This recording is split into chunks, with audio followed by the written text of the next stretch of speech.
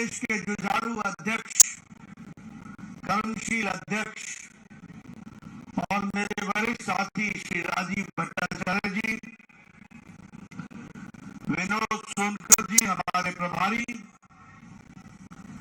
हमारे रेवती त्रिपुरा जो हमारे सांसद हैं, हमारे रतनलाल जी नाथ मंत्री, फणींद्र नाथ जी हमारे जनरल सेक्रेटरी ऑर्गेनाइजेशन, रामपादा जमातिया जी मंत्री,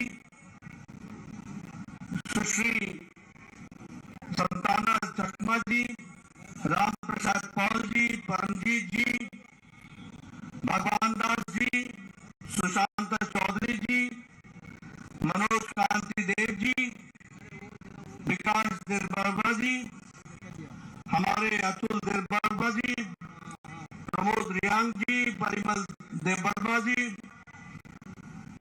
शंभूलाल चकमा जी, वीरेंद्र किशोर जी, मुर्गा मोहन देव त्रिपुरा जी, डीसी रामख्वाल जी, सम्मानित मंच, और यहाँ इतनी गर्मी में, इतनी धूप में, इतनी दूर दूर से आए हुए हमारे सभी देवियों और सज्जनों, मेरे नौजवान साथियों, मीडिया के मेरे साथी, प्रिंट मीडिया और इलेक्ट्रॉनिक मीडिया के मेरे साथी, मैं अपना सौभाग्य मानता हूं कि मुझे आज इस जनजातीय सम्मेलन में, इस जनसभा में आप सब लोगों के साथ मिलने का, दर्शन करने का सौभाग्य मिला है। सबसे पहले तो मैं त्रिपुरा सुंदरी मां,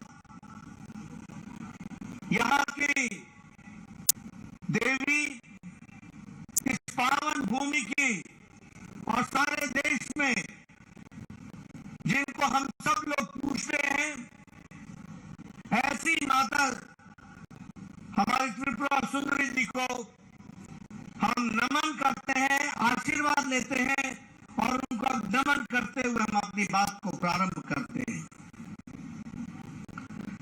जब मैं यहाँ आया हूं तो इस वीर भूमि को, इस पवित्र भूमि को, जहां महाराजा वीर विक्रम किशोर माणिक्य जी, जो बहादुर जी, जो यहाँ के राजा रहे, उसी तरीके से फणी भूषण जी हमारे स्वतंत्रता सेनानी, शांति भूषण जी हमारे स्वतंत्रता सेनानी, जिन्होंने त्रिपुरा की और देश की रक्षा के लिए अपने आप को, अपना अस्तित्व समाप्त करके ये लड़ाई लड़ी, ऐसे लोगों को, ऐसे वीर लोगों को मैं नमन करता हूं और उनसे आशीर्वाद प्राप्त करता हूं। मैं यहाँ सभी जनजाति नेताओं का भी आदर समेत उनको भी मैं नमन करता हूं। यह त्रिपुरा की भूमि जो विभिन्न जनजातियों से, लगभग 19 समुदायों से, 19 जनजातियों से त्रिपुरा प्रदेश एक तरीके से खुशहाल, आगे बढ़ने वाला, अपनी आकांक्षाओं को पूरा करते हुए आगे बढ़ने का, पहले विप्लव देव जी और मानिक शाह जी के नेतृत्व में यह प्रदेश आगे बढ़ने के लिए जो आगे बढ़ा है, ऐसी पवित्र भूमि को जहां मैं नमन करता हूं, वही मैं जनजातीय समुदाय को भी नमन करता हूं और आशीर्वाद लेकर के अपनी बात को प्रारंभ करता हूं। हम वीर जनजाति, भूटिया जनजाति, चकमा जनजाति, गारो जनजाति, जमातिया जनजाति और सभी 19 जनजातियों को भूल नहीं सकते हैं, क्योंकि उन्होंने त्रिपुरा की संस्कृति के साथ साथ भारत की संस्कृति की रक्षा के लिए मुख्य धारा में शामिल और इस देश को आगे बढ़ाने में अपना योगदान किया है। वैसे ही जब मैं जनजातीय समुदाय की बात करता हूं तो हम लोग एक खूबी जनजातीय समुदाय के बारे में जानते हैं कि वह उनका चाहे जनजाति हो, चाहे उनका इलाका हो, चाहे उनका गांव हो, ये आत्मनिर्भर समाज की कल्पना ये जनजातीय समाज की कल्पना से जुड़ा हुआ है। जहां जनजाति होती है वो आत्मनिर्भर होने के लिए अपने ही समुदाय के साथ आत्मनिर्भरता की ओर बढ़ने का प्रयास करती है। और हम सबके लिए बड़ा ही गौरव का विषय है कि प्रधानमंत्री नरेंद्र मोदी जी ने इस देश की जनजातीय ताकत को पहचाना। भारत के यशस्वी मुख्यमंत्री ने, प्रधानमंत्री ने इस देश के जनजातीय गौरव को पहचाना। ये जनजातीय समाज सिर्फ देखने में सीधा साधा देशभक्ति नहीं है, यह वो समाज है जिसने जब जब इस देश पर कोई संकट आया है तो रक्षा करने के लिए जनजातीय समाज हमेशा अग्रसर रहा है। ऐसे को पहचाना है तो हमारे प्रधानमंत्री मोदी जी ने पहचाना। और इसीलिए आज हम खुशी के साथ कह सकते हैं कि भारत के यशस्वी प्रधानमंत्री ने जनजातीय समाज को अमृत काल के अवसर में 75 साल की आजादी के पश्चात भारत के सर्वोच्च पद पर अगर किसी को बैठाने का काम किया है तो वो जनजातीय महिला आदरणीय श्रीमती द्रौपदी मुर्मू को वहां पर सुशोभित किया। देश के सर्वोच्च पद पर ये सबसे बड़ा सम्मान आजाद भारत में जनजातीय समाज को और जनजातीय समाज से निकली हुई साधारण परिवार से एक महिला जिन्होंने जीवन को कष्ट में जीते हुए भारत की मूल्य और भारत की मूल धारणाओं को अपने साथ समावेश करते हुए जीवन व्यतीत किया। ऐसे महान विभूति को भारत की राष्ट्रपति बनाने का काम यशस्वी प्रधानमंत्री ने किया और जनजातीय समाज को एक स्थान देने का प्रयास हुआ है। उसी तरीके से मैं जब जनजातीय समुदाय के साथियों से मिल रहा हूं तो मैं ये गौरव के साथ कह सकता हूं कि पहली बार भारत सरकार में इतना ज्यादा प्रतिनिधित्व सरकार में जनजातीय समाज को दिया तो नरेंद्र मोदी जी ने दिया। आज एनडीए की सरकार में 8 ट्राइबल मिनिस्टर हैं और त्रिपुरा में 5 मंत्री ट्राइबल हैं और वह जनजातीय समाज को रिप्रेजेंट करते हैं। ये आपको मैं इसलिए बता रहा हूं क्योंकि हमने जनजातीय समाज को भारत की मुख्य धारा का पार्ट माना, अंश माना। और इसके साथ साथ मैं ये भी बोलना चाहता हूं कि भारत रत्न अटल बिहारी वाजपेयी थे, किसी ने सुध नहीं ली जनजातियों की, किसी ने इनकी चिंता नहीं की। अगर ट्राइबल मिनिस्ट्री, अगर जनजातीय मंत्रालय जनजाति भाइयों के विकास के लिए किसी ने भी स्थापित किया तो वो भारत के भारत रत्न अटल बिहारी वाजपेयी जी प्रधानमंत्री थे जिन्होंने इसकी चिंता की। और आज हमारे जनजातीय क्षेत्र से संबंध रखने वाले आपकी तरह जमीन से निकले हुए अर्जुन मुंडा जी आज वो भी मंत्री के रूप में हम सब लोगों को जीवन में जनजातीय समुदाय की चिंता कर रहे हैं। आज राष्ट्र राष्ट्रीय tribal institute, national institute for tribals, इसकी स्थापना 75 साल बाद हुई है। यानी 75 साल में किसी सरकार को ये नहीं लगा कि नेशनल ट्राइबल इंस्टीट्यूट खुलना चाहिए, ये खोलने का काम भी किया तो वो मोदी जी ने किया और अमित शाह ने उसका उद्घाटन करके वह भी समर्पित किया है। ये भी हमको ध्यान रखना चाहिए। अगर मैं बात करूं, आज दिन तक जनजाति गौरव दिवस ही नहीं मनाया जाता था। जनजाति गौरव दिवस के बारे में कोई चिंता ही नहीं करता था। पिछले साल भारत के यशस्वी प्रधानमंत्री ने हमारे यहाँ 15 नवंबर को भगवान बिरसा मुंडा के जन्मदिन को वह जनजाति गौरव दिवस के रूप में मनाने का निर्णय लिया और जनजाति समुदाय को गौरव प्रदान करने का मौका दिया। तो इस सरकार ने किया, ये भी हमको ध्यान में रखना चाहिए। आज जब मैं यहाँ आया हूँ तो मुझे ये घोषणा करते हुए भी अच्छा लगता है कि भारत सरकार ने arm forces special protection act लगभग 66% लोगों के स्थान से उसको हटा दिया है और आपको मुख्य धारा में जीने का एक मौका मिल रहा है। उसी तरीके से 27 सेंटर ट्राइबल रिसर्च सेंटर के खोले गए, जिसमें से 50% सेंटर ऑफ एक्सलेंस है, वो विकास की कहानी कहते हैं। उसी तरीके से अगर हम देखें तो आज जनजाति भाइयों पर जो सीपीएम की सरकार में वायलेंस होता था, वह विप्लव देव की पूर्व सरकार में और मानिक शाह जी के नेतृत्व में अब समाप्त हो गया है। अब आप शांति से जी सकते हैं, इस तरीके की व्यवस्था की गई।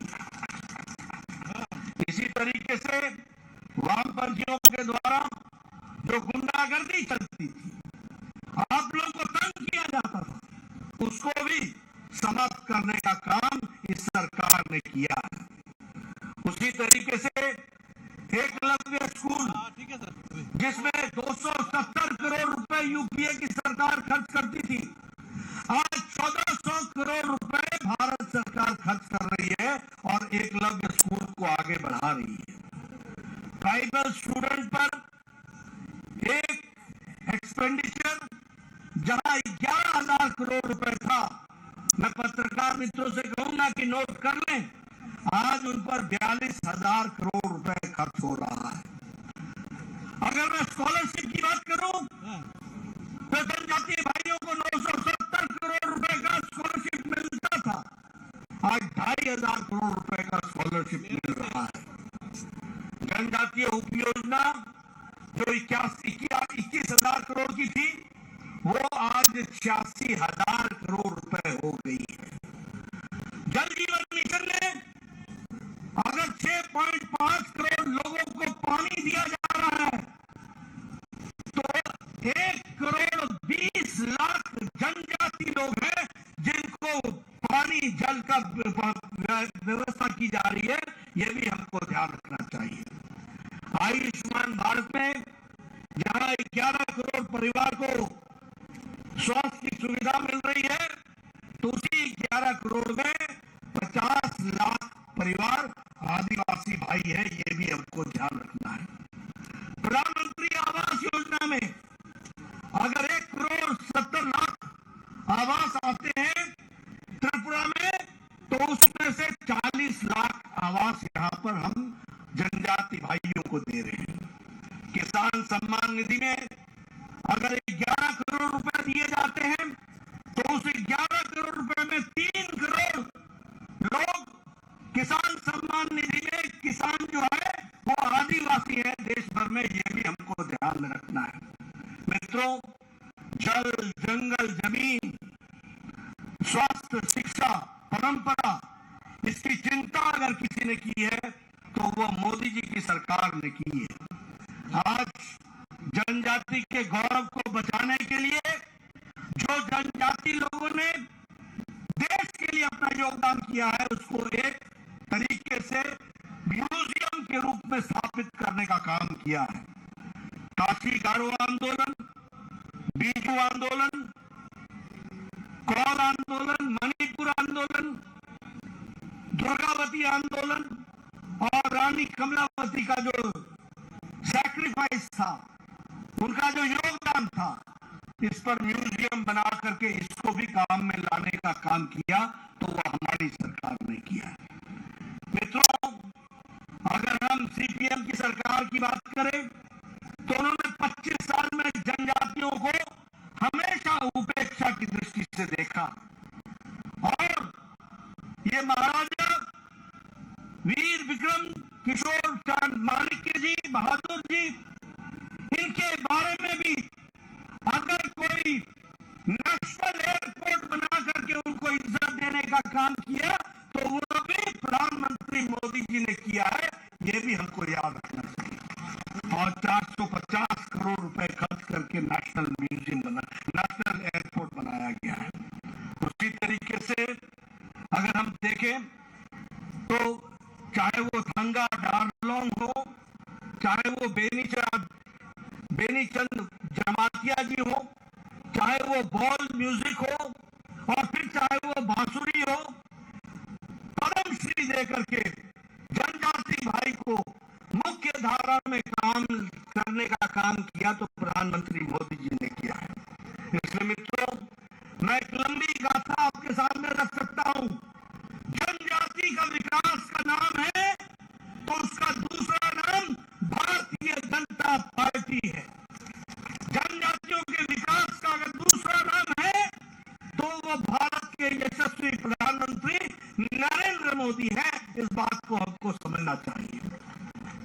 आप बताइए, आपके इलाके में सीपीएम के दौरान वायलेंस होता था कि नहीं होता था? अत्याचार होता था कि नहीं होता था?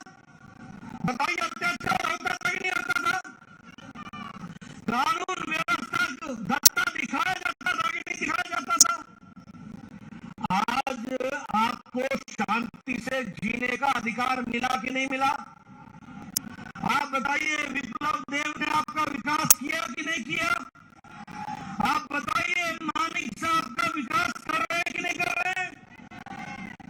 ये मैं इसलिए आपसे पूछ रहा हूं कि एक सरकार थी जिसने अंधेरगर्दी मचाई, एक सरकार थी जिसने आपको लूटा, एक सरकार थी जिसने आपकी चिंता नहीं की, और एक सरकार है जो आपकी चिंता के लिए दिन रात मेहनत कर रही है। और इसलिए मित्रों, जब मैं इस जनसभा को संबोधित कर रहा हूं तो आपके माध्यम से 19 की 19 जनजाति भाई और बहनों को मैं भारतीय जनता पार्टी की तरफ से यह संदेश देना चाहता हूं कि आप ये समझ लीजिए कि जनजाति का विकास का पर्यायवाची है तो वो भारतीय जनता पार्टी है। अगर विकास को मूर्त रूप देने वाला डबल इंजन की सरकार का नेतृत्व करने वाले नेतृत्व है तो वो यशस्वी प्रधानमंत्री नरेंद्र मोदी है।